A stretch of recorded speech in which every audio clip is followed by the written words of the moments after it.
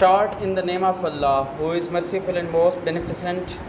Dear students, today we are going to discuss what is English literature and birth of English literature and the history of English literature and ages of English literature. In today's lecture, we'll discuss some important points.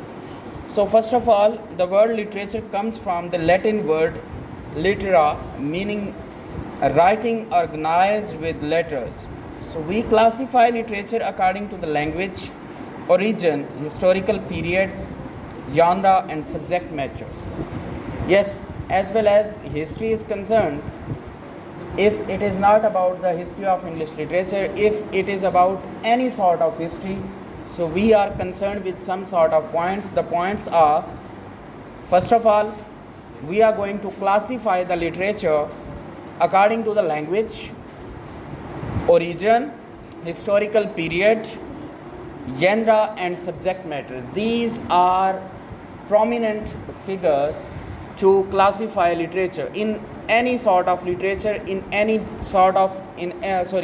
language of literature. Not we are discussing about English literature. We are saying that if we are going to classify any literature, if it is Arabic, if it is Persian, if it is Urdu, if it is Saraiki, if it is Pashto, etc., etc., if the literature is there, so we are going to classify the literature with these points. So the points I am going to repeat again: language, origin, historical period, genre and subject matter. So it generally refers to the works of the creative imagination, including poetry, drama, fiction and essay. After that concern, we are going to concern with the another important points. The other points are creative imaginations, including poetry, drama, fiction and essay. So the primary purpose of literature is to satisfy aesthetic taste and convey happiness. Yes, this is the purpose of literature, that how you are going to satisfy aesthetic sense, taste and to convey happiness. Happiness is the purpose of literature. When you are going to convey some sort of happiness, it means the literature is working. If you are going to qualify the things, then literature is there. The writing which express subtle thoughts and feelings, which elevated words and language, is called literature. So now what is the literature? I am going to repeat. The writing which expresses subtle thought and feelings with elevated words and language. Yes, thoughts and feelings are there with elevated words. This is called literature. I am not talking about English literature. This is literature. It can be of any language. Now we are going towards the birth of literature. So there is no specific date on which literature took its birth. It is said by a large number of literary circles that literature in the West originated in the South Mesopotamia region of the Sumer, in the city of Uruk, and the flourish in Egypt, later in Greek. The written word having been imported there from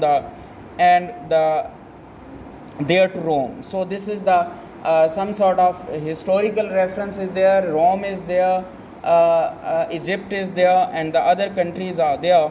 So many texts hundreds down by the oral tradition over several centuries before they were fixed in the core of the Rigveda may date to the mid.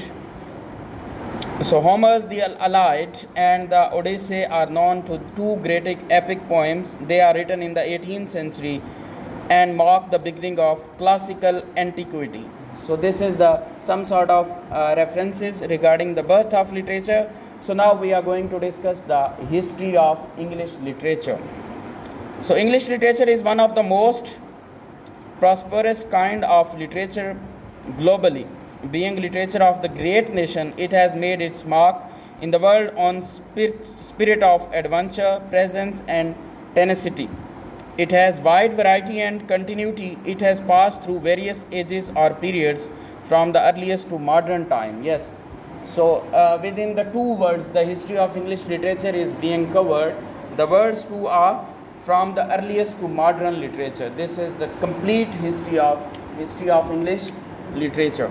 So now we are going to conclude our lecture with the ages of English literature. So first of all, the classical period is there, and this period is being started from 455 to 1200, and classical Greek period is there, which is going to start from 200 to 800.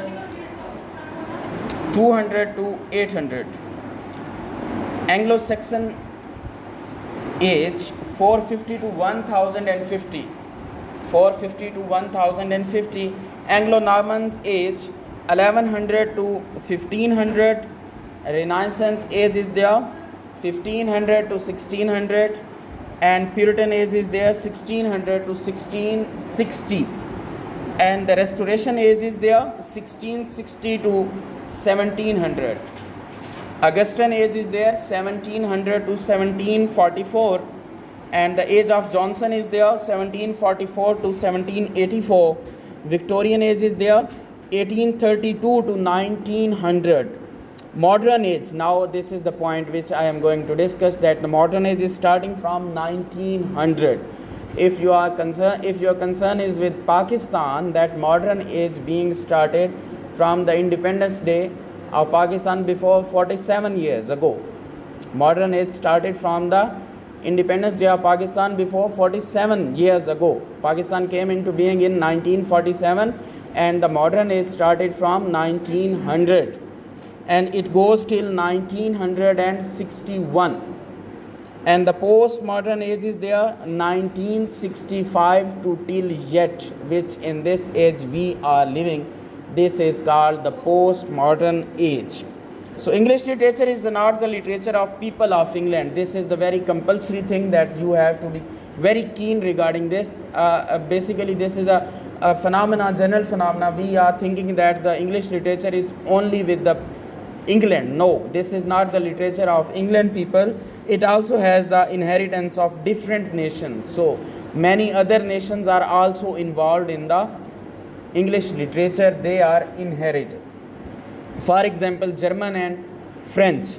So with this we have comes to an end. So in this lecture we have discussed what is English literature, the birth of literature, the history of English literature, and some prominent ages of history of English literature. So that's it.